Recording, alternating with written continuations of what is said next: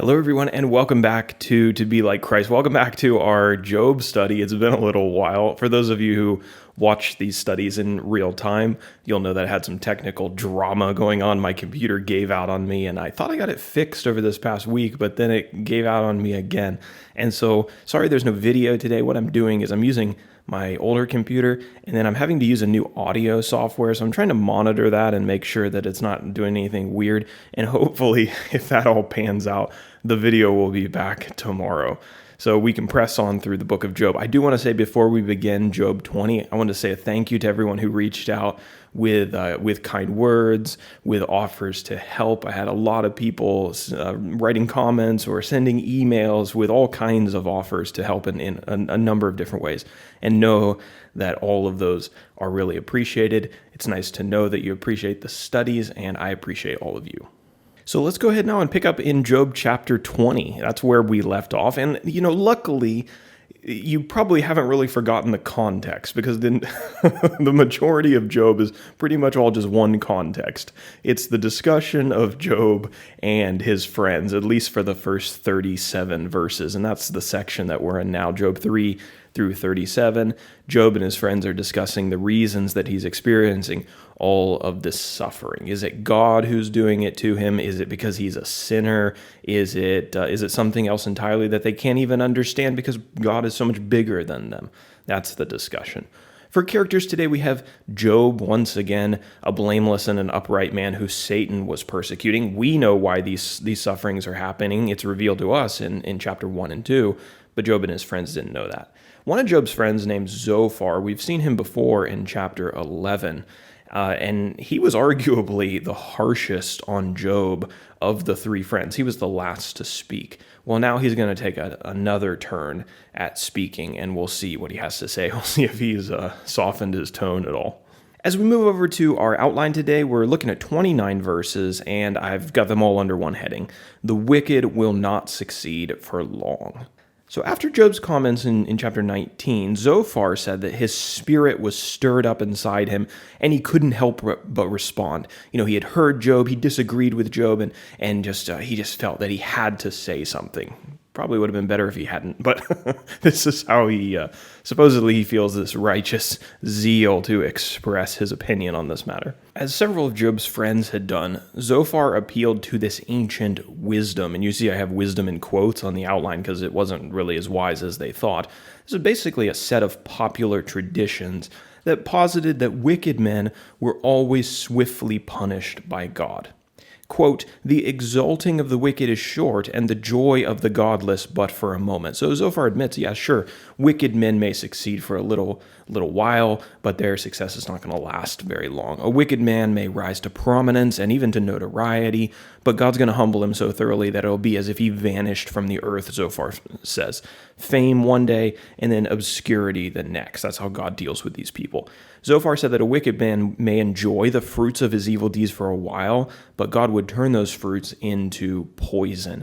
Evil was sweet in the mouth of a wicked man, but God turns it into venom in his stomach.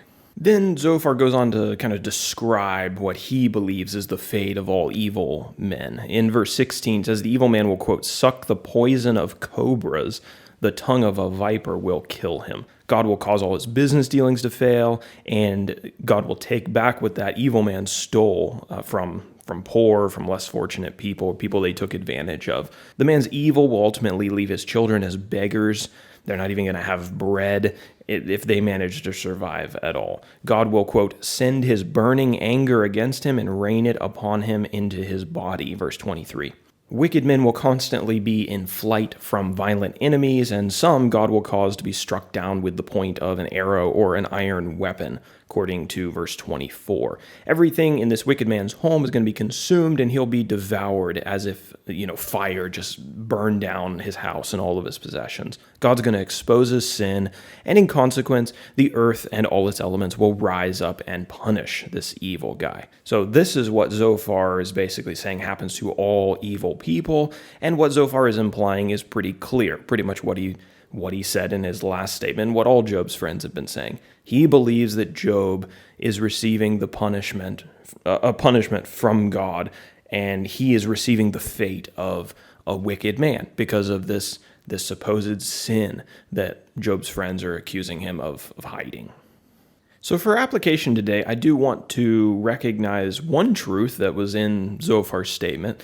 There's no denying that sin is sweet to the taste. Sinning is appealing, and sometimes it feels good to sin. If sin didn't have a type of sweetness to it, the devil wouldn't be able to convince anyone to do it. You know, it's like taking nasty medicine. My wife bought me these minerals that I'm supposed to put in water, and they taste horrible. It tastes a lot better to eat Oreos, but Oreos don't make you. What is this illustration I'm making? I'm not exactly sure.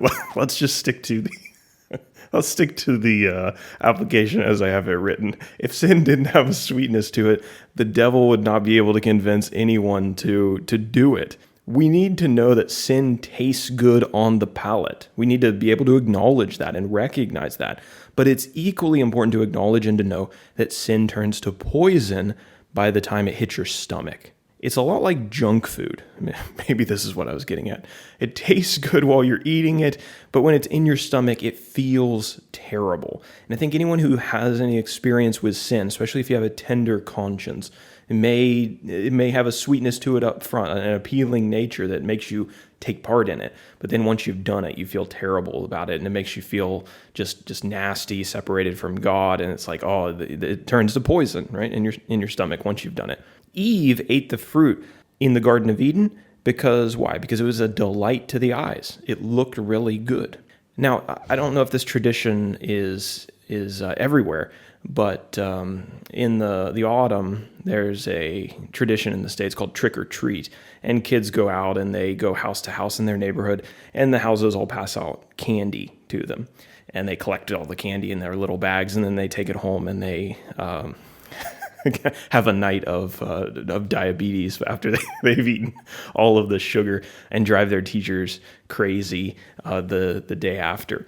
But anyway, they collect this candy, and almost every year on the news, you hear about some psychopath who has put, or maybe it's razor blades, or maybe it's like staples or something sharp inside of the candy. Basically, you know, there's these sweet kids innocently wanting a sweet treat, but then there's something dangerous inside of it. You know, I thought there's probably no better picture of what Satan does than that. You know, that psychopath really embodies Satan. He's like, here, you want some candy, you want something sweet, something that tastes good, something that looks good to the eyes. Here, you can have it, but there's actually a razor blade or something dangerous inside that once it hits your throat and your stomach, you realize you've made a big mistake. And sin is exactly the same way. Sin is sugar-coated poison pills.